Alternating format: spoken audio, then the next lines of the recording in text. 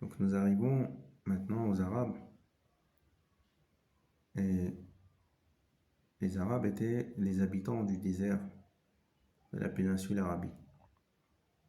Ce que vous voyez aujourd'hui, l'Arabie Saoudite, le Yémen, Oman, et arrivé, ça se limitait donc, en Syrie, arrivé en Syrie.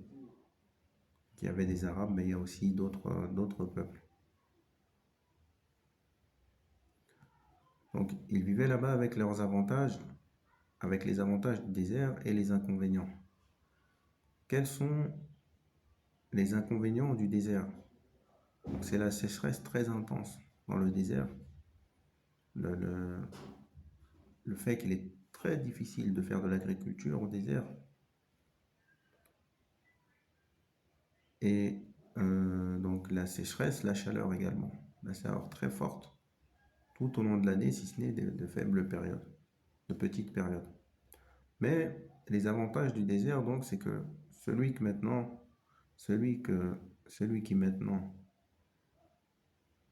connaît le désert, il va avoir un avantage, un très gros avantage du terrain. Pourquoi? Parce que les routes ne sont pas tracées comme dans d'autres endroits. Donc les rois vont se conquérir les uns les autres. Ils auront accès les uns aux autres assez facilement. Il y a une route qui ramène à telle ville. Tandis que les habitants du désert, voilà, ils ont des méthodes pour pouvoir trouver leur route. Donc il y a cet avantage-là, et c'est une raison qui fait que les rois à proximité, le roi abyssin, les rois abyssins, les rois romains, les rois perses, sont ceux qui entouraient la péninsule arabique. C'est des raisons pour lesquelles ils ont eu du mal à prendre le contrôle total de toute la péninsule. Bien qu'il y ait eu des histoires à travers l'époque où voilà, il y a eu des attaques, des choses comme ça, des conflits, des histoires entre ces rois-là et les Arabes. Mais malgré ça, l'avantage des Arabes, c'est où? C'est dans le fait que justement les chevaux des Romains, etc., et des Perses, ils ne sont pas habitués au désert comme ça.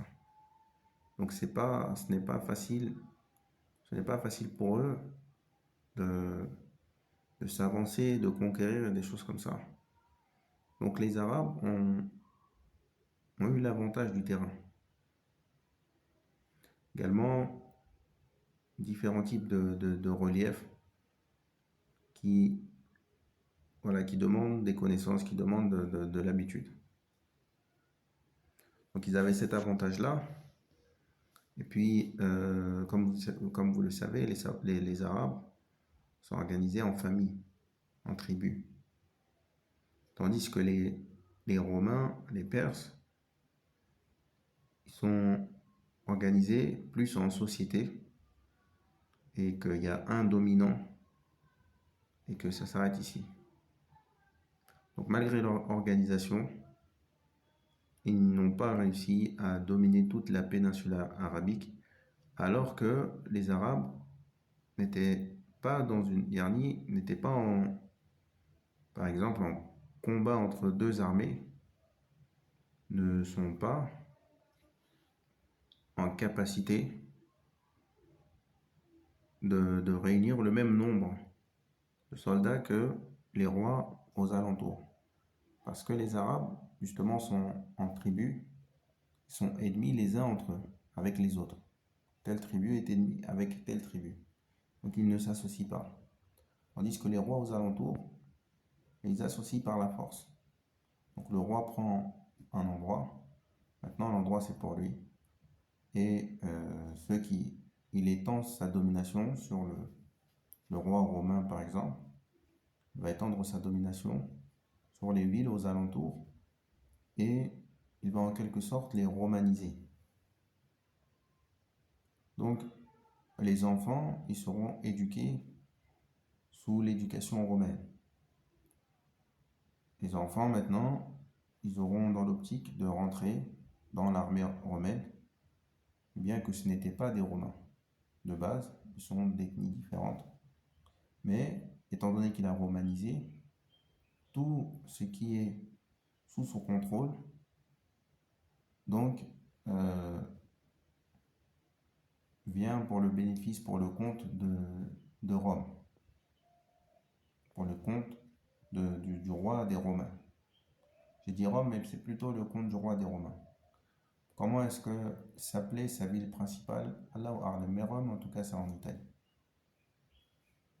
Bon, peut-être que le rapport entre Rome et les Romains, c'est que peut-être que les premiers Romains, ils venaient de la ville de Rome, donc on a appelé les Romains et puis ils se sont étendus, ils ont pris le pouvoir un peu partout.